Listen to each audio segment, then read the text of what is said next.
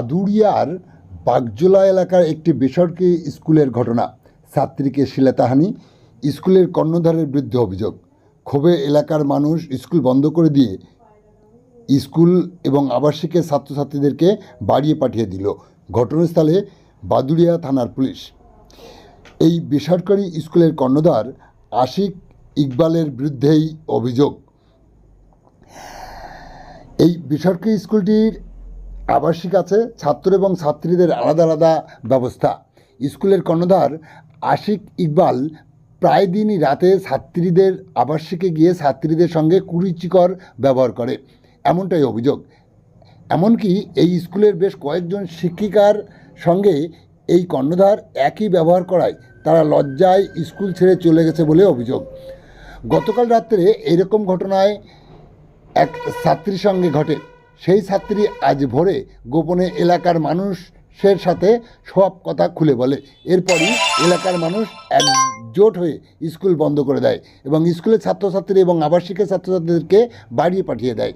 এলাকার মানুষ ক্ষোভে ফুঁসছে।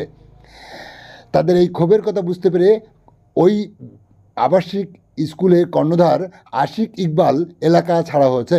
পাশাপাশি স্কুল এবং আবাসিকের অন্যান্য যেসব কর্তৃপক্ষ ছিল তারাও চলে যায়। ঘটনাস্থলে বাদুড়িয়া থানার পুলিশ। এলাকার মানুষের অভিযোগ, এই স্কুল আর তারা খুলতে দেবে না। পাশাপাশি স্কুলের কর্ণধার আশিক ইকবাল এর উপযুক্ত শাস্তির দাবি করেন তারা। এই ঘটনাকে কেন্দ্র করে স্থানীয় প্রতিবেশীরাদের মধ্য থেকে আব্দুল আসাদ রনি ও শেখ শাহানুর আহমেদ কি বললেন শোনাবো আপনাদের। আমাদের এখানে এই যে একটা বেসরকারি স্কুল, এই স্কুলে কি সমস্যা হচ্ছে? কি এই স্কুলে একটা আবাসিক করেছে।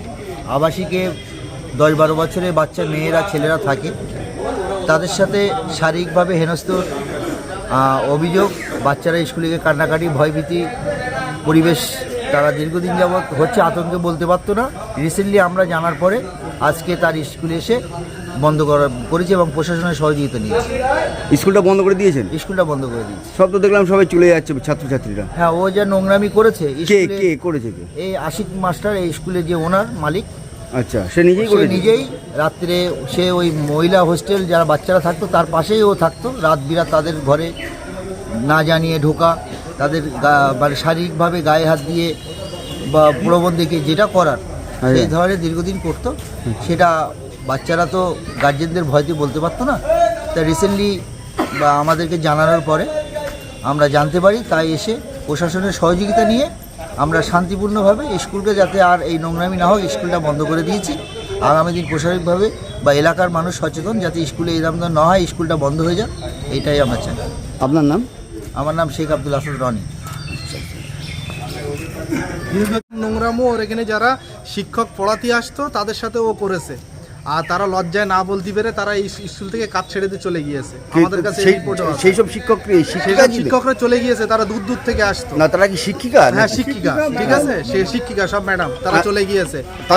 আরো অনেকে আছে যারা বলতে পারে না, লজ্জায় তারা সামনে আসতে পারে না। হয়তো এই জিনিসটা ফোরকাস্ট হওয়ার পরে বা কোনো রকম এটা আরো বেশি বড় হওয়ার পরে হয়তো তারা এসে জিনিসটা সবার সামনে হয়তো বলে দেবে। এরকমও আছে, অনেকে চুপ করে আছে। এমনি ব্যক্তি হিসেবে আশিক অনেক নোংরা ব্যক্তি হিসেবে, মানসিকতা অনেক খারাপ। ও আজকের থেকে না, ও যখন 10-15-20 বছর আগের থেকে আমরা ও চিনি, সেই সময় থেকে আমরা চিনি। ও নোংরামো অনেকজনের সাথে করেছে এর আগে, ঠিক আছে। হয়তো মানবিকতার খাতিরে কেউ হয়তো মুখ খুলেনি, কেউ হয়তো সম্মানে মুখ খুলেনি। আজকে ও যা করেছে, এই জিনিসটা যতক্ষণ না এর সঠিক আমরা প্রতিদান পাচ্ছি, বিচার পাচ্ছি, ওর এখানে তো ছাড়বো না। প্রথম কথা হলো ছাড়া হবে না। আর ওর প্রতিষ্ঠান ও কী করে চালায়, ও এইসব নোংরামো করে কী করে চালায়, এখানকার মানুষজন আসে তারাও বিচার করবে, জিনিসটা তারাও বিচার করবে। প্রশাসনিক বিষয়ে সব কিছু দেখা হবে যে ও কী করে এই কাজগুলো করে। ওর উপরে কড়া স্টেপ নেওয়া হোক, আর ওর এই নোংরামো আমরা কেউ বরদাস্ত করবো না, আর বন্ধ করা হোক। ওর নামটা কি, পুরো নাম কি ওর? ওর নাম হলো আশিক ইকবাল। আশিক ইকবাল। আর ওদের প্রতিষ্ঠান তিতুমির নামে ওদের সব দোকান আছে, ওদের ভাই আরও সব দোকান আছে ওদের মার্কেটে। আর ও 4 ভাই আছে, ওরা তার মধ্যে 1 ভাই ওরা। আর এই স্কুলের নাম ড্যাফোডিল কেজি স্কুল। আচ্ছা। আপনার নাম? আমার নাম শেখ শামীম আহমেদ।